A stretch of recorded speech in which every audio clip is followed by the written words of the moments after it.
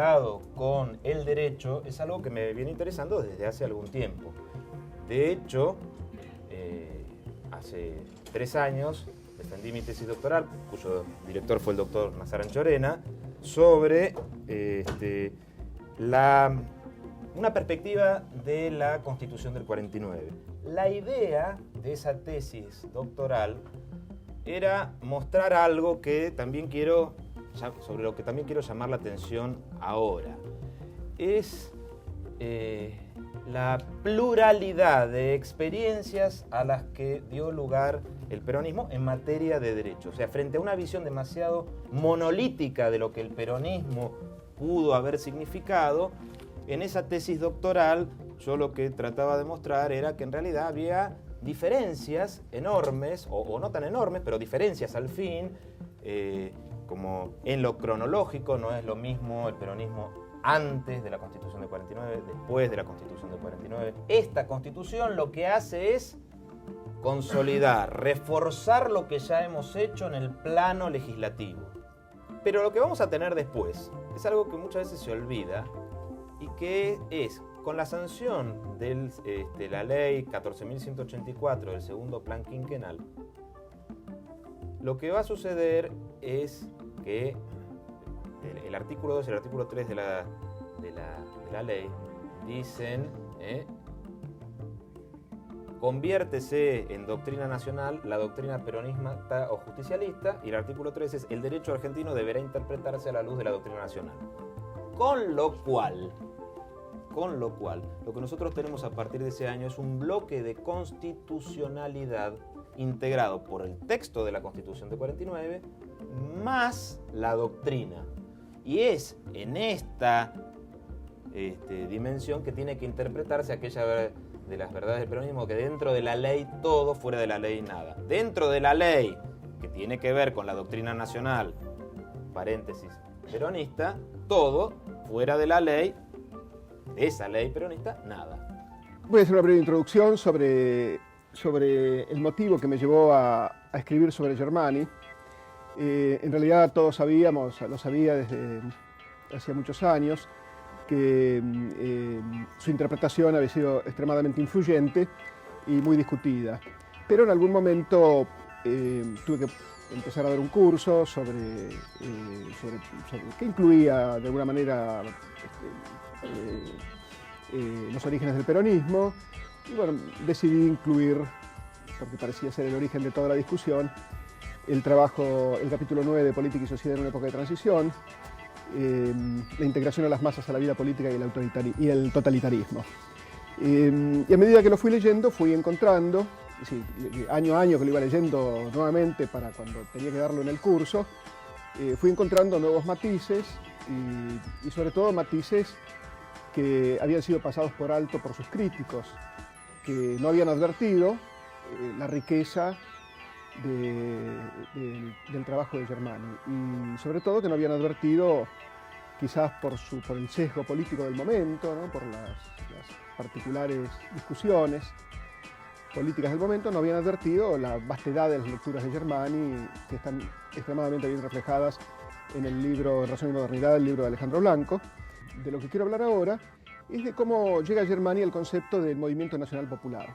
Parece algo sencillo, ¿no? Porque el movimiento nacional popular parece que estuvo siempre ahí, pero no estuvo siempre ahí, ¿no? Sino que él de alguna manera lo tomó, quizás también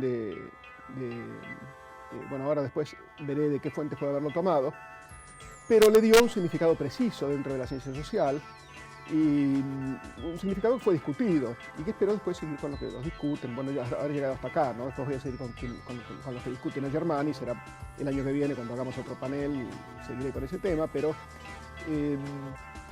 lo que quiero ver ahora es cómo llega a ese concepto de movimiento nacional popular.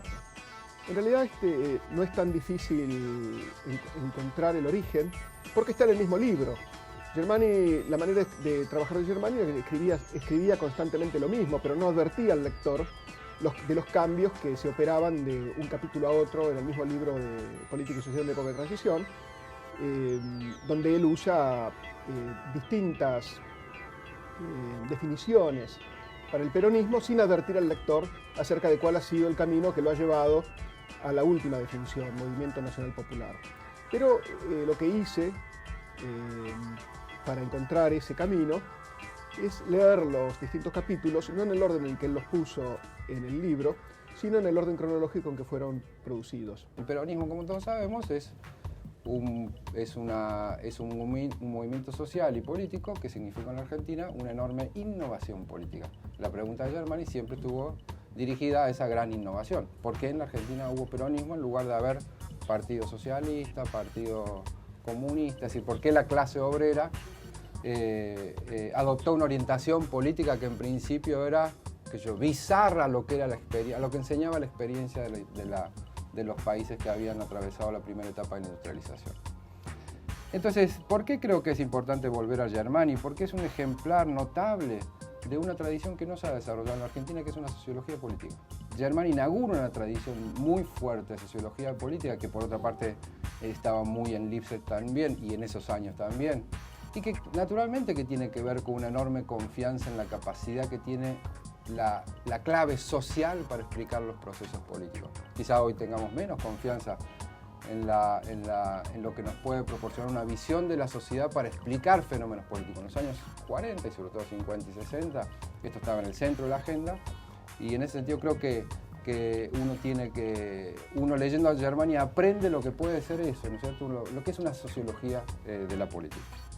En la primera interpretación, Germani mira más el peronismo a la luz de la experiencia, de lo que enseña la literatura sobre el fascismo y el nazismo, y posteriormente a ese texto, él inicia una indagación que coloca más al peronismo en el contexto de la tradición política argentina, ¿sí? Quiero decir, en la primera interpretación, él mira el peronismo a la luz de la literatura sobre el fascismo, de la experiencia, de lo que se sabía sobre lo que había sido la experiencia del fascismo y el nazismo, y ya hacia los años 60 va en una dirección que trata de asimilar el hecho peronista a la tradición política argentina.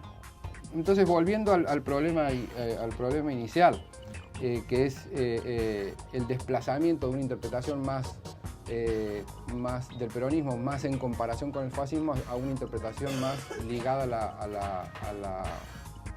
a la tradición y a la experiencia argentina. Yo creo que ahí hay dos elementos que Germani va subrayando, y que serían los siguientes. El primero de ellos es la movilidad social, que es un rasgo notable de la estructura social argentina. Y el otro rasgo que va también a singularizar la experiencia argentina es la estructura social emergente del primer proceso de la modernización, que más o menos ubicamos de 1870 a 1930.